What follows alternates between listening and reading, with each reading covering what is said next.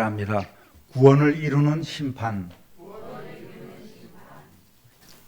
우리는 그동안 계속해서 하박국서를 읽어왔습니다. 이 나라가 지금 겪고 있는 여러 가지 어려운 문제를 생각하면서 그동안 준비해왔던 그런 말씀보다도 우선 우리들이 다시 한번 읽고 배우고 또 교훈 받아야 될, 또 하나님의 뜻이 무엇인지를 알아야 될 의미에서 계속해서 하박국서를 우리가 읽어왔습니다. 하박국 선지자는 풍전등화처럼 위험에 처해 있는 그러한 민족에게 닥친 고난 앞에서 하나님께 여러 가지 이해 못할 어려운 질문들을 그동안 해왔습니다. 그의 기도는 오늘을 살아가면서 저마다의 어려움을 겪는 우리들의 기도이기도 합니다. 하나님, 세상은 공평한 것 같지 않아요. 왜 의로운 사람이 고통받아야 되고 왜 악인들이 저렇게 성공하면서 떵떵거리고 살고 있단 말입니까? 하나님은 이 상황을 왜 방관하고 계십니까? 저는 도무지 이해가 되지 않습니다. 라는 기도를 하박국 선지자가 드렸던 것처럼 오늘도 우리는 그러한 기도를 드리고 있을지 모르겠습니다. 그랬더니 하나님께서는 그래서 내가 너희들 손 좀 봐주려고 바벨론을 들어서 내가 너희를 쳐버리겠다. 멸망시킬 거야. 이러한 응답을 들은 하박국 선지자는 더 기가 막히죠. 애가 탑니다. 아니 하나님, 저 바벨론이란 놈들은 우리보다 더 악한 놈들 아닙니까? 그저 이 나라 안에서 우리 스스로 회복될 수 있도록 하나님이 좀 도와주시면 될 텐데 다른 나라를 통해서 우리를 멸망시킨다니요. 더 악한 바벨론을 통해서 우리를 심판하시겠다니요. 이건 말이 되지 않지 않습니까? 이렇게 하박국 선지자가 기도했을 때에 하나님은 내 때를 기다려. 하나님의 때를 기다리라. 악인은 멸망시키겠지만, 악인은 멸망하겠지만 의인은 그 믿음으로 말미암아 살게 될 거야. 이렇게 응답해 주시죠. 하박국이 처음에 바랐던 것은 그저 자체적으로 이스라엘이 회복되고 공의롭게 되는 거예요.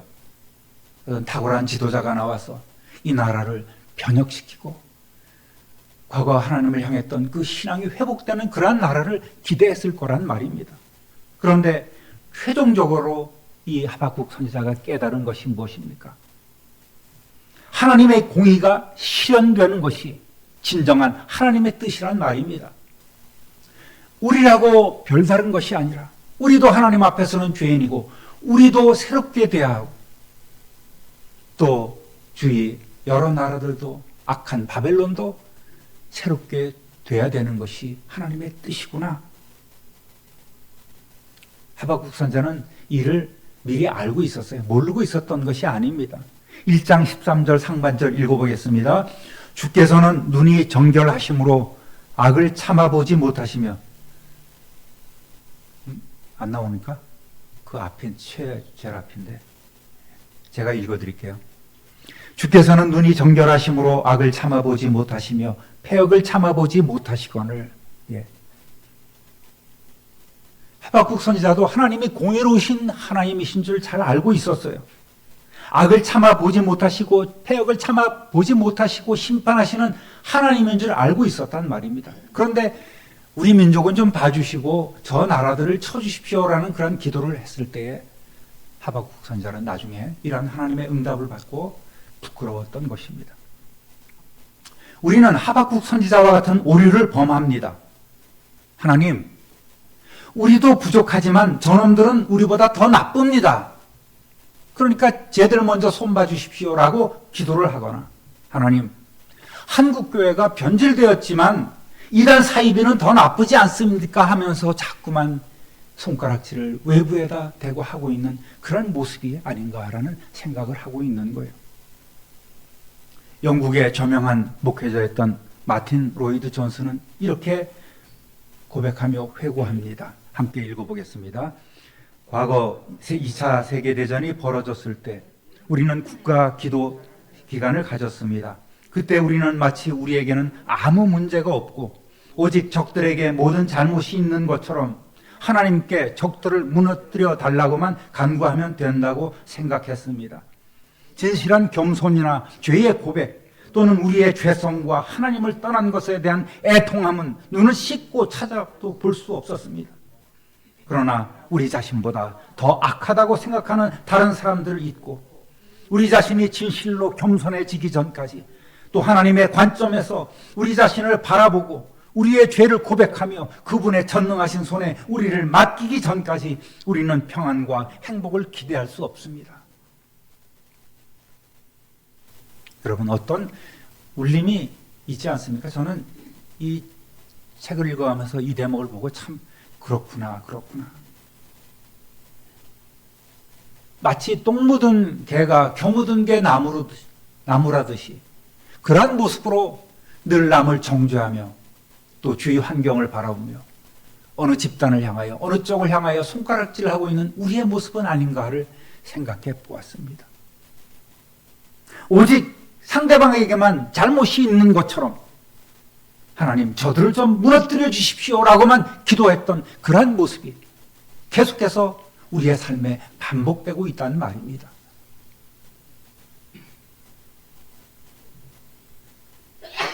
하나님의 공의는 교회든 우상 숭배자든 이단이든 동일하게 적용된다고 저는 믿고 있습니다. 교회라고 해서 쇳덩어리고 가식덩어리고 외식덩어리라면 불쌍히 여기시고 요건 교회는 빼놓고 다른 집단을 판단한다, 심판하신다 아니라는 말이죠. 이스라엘이든 이방 나라든 하나님의 공의는 공평하게 적용됩니다.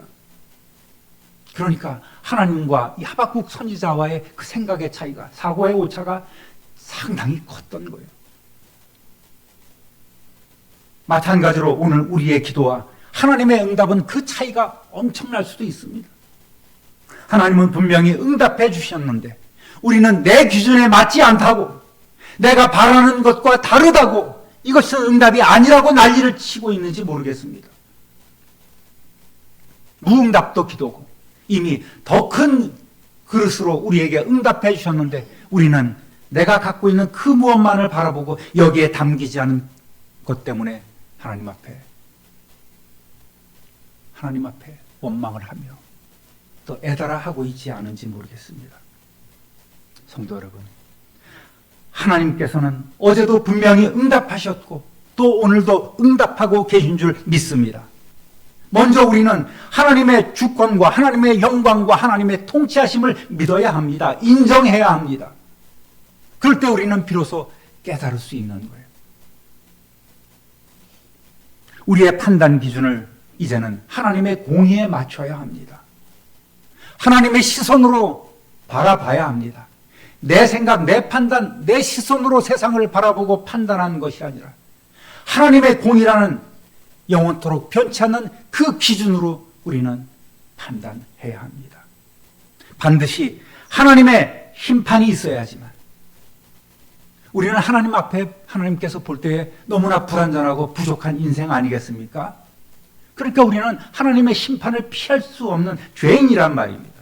그러나 하나님께서는 우리에게 오직 의인은 믿음으로 말미암아 살게 된다는 그런 은혜를 베풀어 주셨고 오늘 저와 여러분은 이러한 은혜 가운데 살아가고 있는 줄 믿습니다.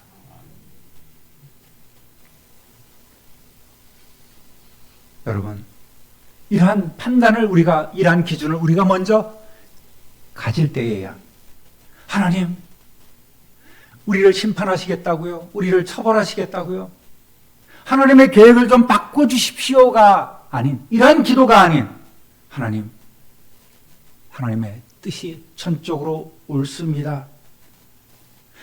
하지만 하나님의 진노 가운데서도 우리를 잊지 마시고 긍휼을 베풀어 주옵소서. 속히 이 시간이 지나가게 하옵소서라는 기도를 드릴 수 있습니다.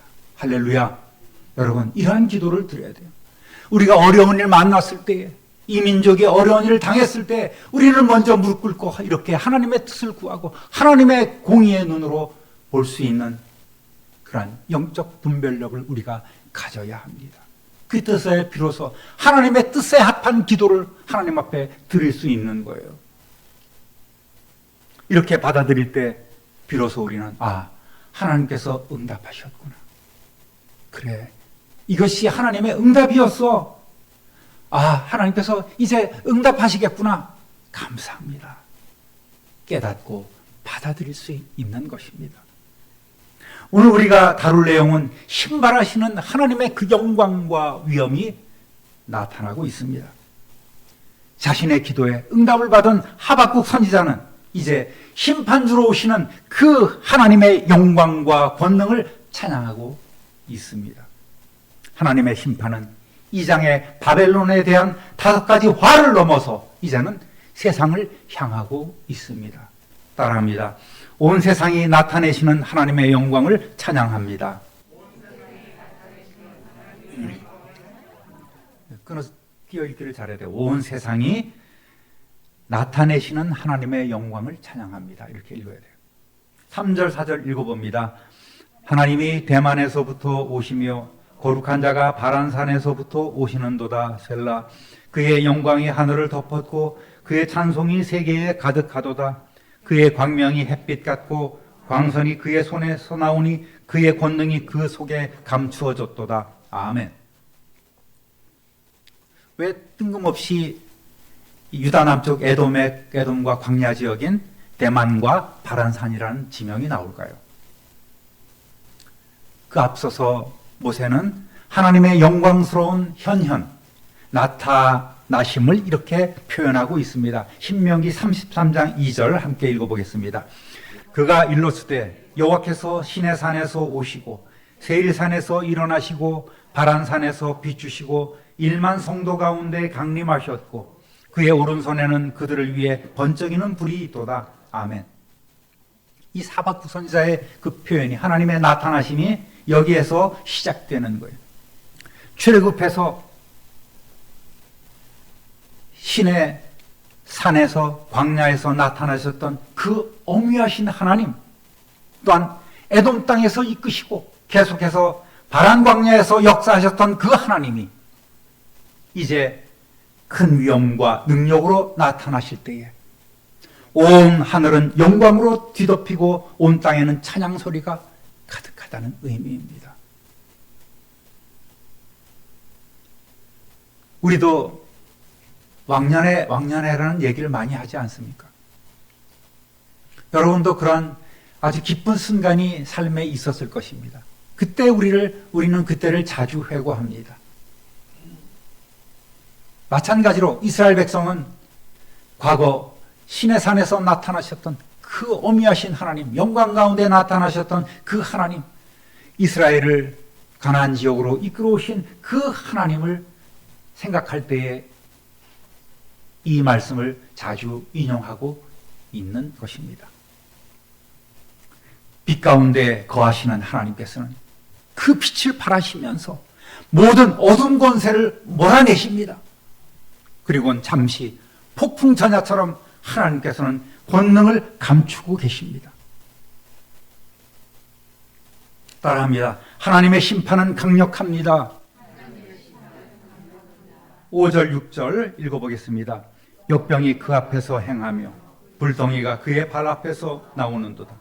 그가 서신즉 땅이 진동하며 그가 보신즉 여러 나라가 전율하며 영원한 산이 무너지며 무궁한 작은 산이 엎드려지나니 그의 행하심이 예로부터 그러하시도다. 아멘. 영광과 권능으로 임하신 하나님은 이제 심판의 대상 앞에서 발걸음을 멈추어 서십니다. 오른손에는 뭔가 감추고 계신 거예요.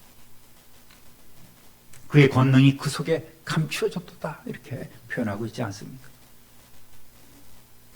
이어서 시작되는 것이 뭡니까? 먼저 각종 전염병과 열병이 창궐하고 영원할 것 같았던 그 높은 산이나 언덕들이 지진이나 지각 변동과 같이 무너지고 뒤틀어져 버리는 자연을 통해서 심판하는 하나님의 모습이 묘사되고 있습니다. 새번역 성경은 5절을 이렇게 번역했습니다. 함께 읽어보겠습니다. 질병을 앞장 세우시고 전염병을 뒤돌아오게 하신다. 하나님의 심판 앞에 먼저 사람들에게 이러한 질병과 전염병이 퍼진다는 의미예요. 세상에 돌고 있는, 또 장차 창궐하게 될 듣도 보도 못한 질병들이 세상에 부어진다는 말입니다. 요즘 우리는 그러한 것을 조금씩 맛보아 왔지 않습니까? 전에는 이름조차 몰랐던 새로운 그런 이름들의 질병들이 계속해서 우리 인간을 공격하고 있습니다. 요즘 유명인들이 많이 죽어요. 독감으로 많이 죽습니다. 젊은 사람도, 나이 든 사람도 그 독감 앞에 피하지 못하고 죽어가고 있습니다. 저는 올해 처음 독감 예방주사를 맞아봤어요. 그동안 독감. 그런데 독감이 독한 감기가 아니더라고요. 전혀 다른 질병이었다는 것을 알게 됩니다. 7절 함께 읽어보겠습니다. 내가 본즉 구산의 장막이 환난을 당하고 미디안 땅의 휘장이 흔들리는도다. 구산과 미디안 역시 가나안 정복 이후에 사사시대부터 이스라엘 백성을 괴롭히다가 선민에게 크게 패한 아라비아 광야의 민족들입니다. 이들 역시 철저하게 붕괴되고 소멸될 것입니다. 또 8절 9절 읽어보겠습니다. 여호와여 주께서 말을 타시며 구원의 병거를 모시오니 강들을 분이 여기심이니까 강들을 노여워하심이니까 바다를 향하여 성내심이니까 주께서 활을 꺼내시고 화살을 바로 쏘셨나이다. 셀라. 주께서 강들로 땅을 쪼개셨나이다. 아멘. 유다 남부 지역에 있던 에돔 땅, 또 그 아래쪽에 있는 아라비아 광야의 민족들, 이제는 어느 나라를 상징하고 있습니까? 8절의 강과 바다는 선민을 압제했던 북쪽의 메소포타미아 지역의 여러 나라들, 아람이었고 아수르였고 바벨론이는, 또 남쪽은 바다로 상징되는 애국 같은 강대국을 말하고 있습니다. 당시로는 이것이 세계 문명이었죠. 세계 전체라고 보는 것입니다. 메소포타미아 문명과 또 나일강 문명, 이집트 문명, 그 사이 틈바구니에 있는 그 이스라엘을 우리가 기억하면 될 것 같습니다. 하나님께서는 이렇게 세계 열강들에게 하나님의 진노를, 분노의 심판을 쏟아 부으시겠다는 의미입니다. 10절부터 12절까지 읽어보겠습니다. 산들이 주를 보고 흔들리며 창수가 넘치고 바다가 소리를 지르며 손을 높이 들었나이다. 날아가는 주의 화살의 빛과 번쩍이는 주의 창의 광채로 말미암아 해와 달이 그 초소에 멈추었나이다. 주께서 노를 바라사 땅을 두르셨으며 분을 내사 여러 나라를 밟으셨나이다. 아멘. 계속해서 땅의 지배자인 어둠 권세와 대적자들에 대한 공의로우신 하나님의 역동적이고 줄어마신 심판의 모습이 나타나고 있습니다. 병거, 활과 화살, 창 같은 무기가 등장하고 있습니다.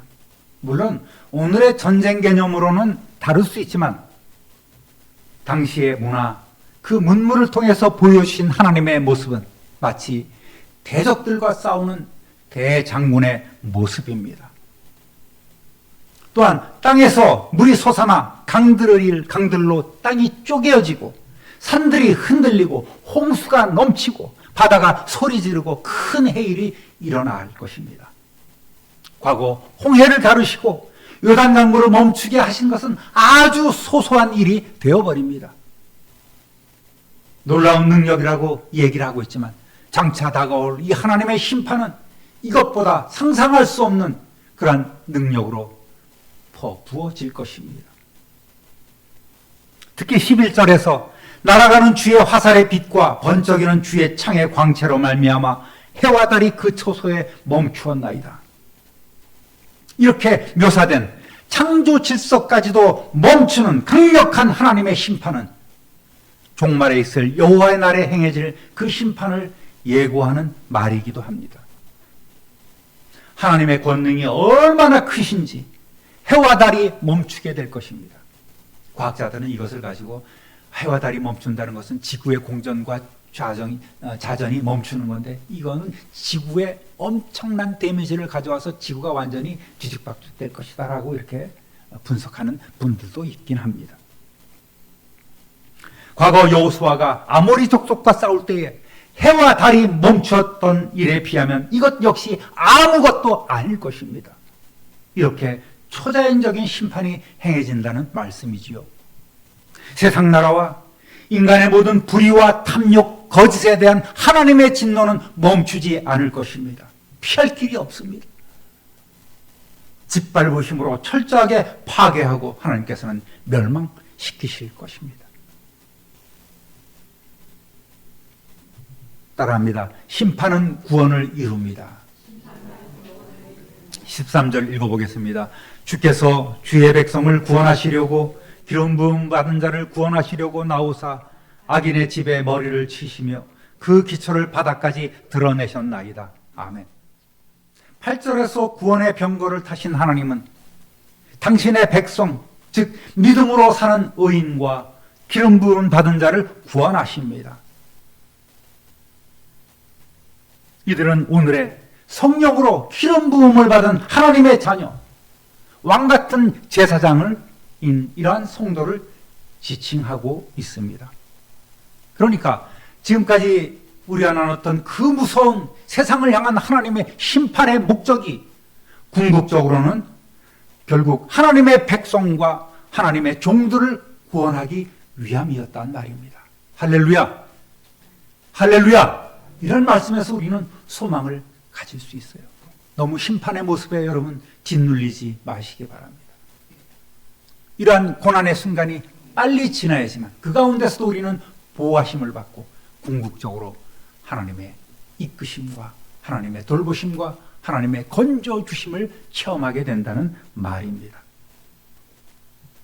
14절 15절 읽어보겠습니다. 그들이 회오리 바람처럼 이르러 나를 흩으려 하며 가만히 가난한 자 삼키기를 즐거워하나 오직 주께서 그들의 전사의 머리를 그들의 창으로 찌르셨나이다. 주께서 말을 타시고 바다 곧 큰 물의 파도를 밟으셨나이다. 아멘. 하나님께서는 회오리 바람처럼 무서운 기세로 몰려와서 당신의 백성을 삼키려 하는 모든 대적의 그 전사들을, 군사들을 서로 찔러 멸망하도록 일하십니다. 아수르가 바벨론에 멸망당하고, 바벨론은 페르시아에 멸망당하고, 페르시아는 헬라에 멸망당하고, 헬라는 로마에 멸망당하고, 어느 나라는 어느 나라에 멸망당하고, 끊임없이 주님 오시는 그날까지 서로 간에 머리를 찌르는 이러한 일들이 반복된다는 말입니다. 여러분, 장차 오실 우리 구주 예수 그리스도께서는 이러한 모습으로 세상을 심판하실 것입니다. 성도 여러분, 고개를 한번 들어보십시오. 네. 네, 저를 좀 바라보세요. 이렇게 뭘 보고 계신지 모르겠습니다. 이와 같이 우리가 현재 어려움 속에서도 과거 우리를 인도하시고 지켜주신 하나님의 은혜를 기억하시기를 바랍니다. 그리고 내게 이제 또 역사하실 하나님을 먼저 찬양으로 영광 돌리시기를 주님의 이름으로 축원합니다. 하나님은 결코 저와 여러분을 버리지 않으십니다. 우리의 구원, 이것이 하나님의 심판의 최종 목적입니다. 이제 하나님의 응답과 구원은 지체하지 않고 우리에게 속히 이루어질 줄 믿고 심판의 그날 하나님 앞에 설 때에 부끄러움이 없도록 근신하며 더욱 경건한 삶을 이루어 가시는 저와 여러분 되시기를 우리 구주 예수 그리스도의 이름으로 축원합니다. 축원합니다. 축원합니다. 존귀하신 하나님 아버지, 우리에게 베풀어 주신 그 크신 사랑과 은혜 진실로 감사하고 찬송합니다.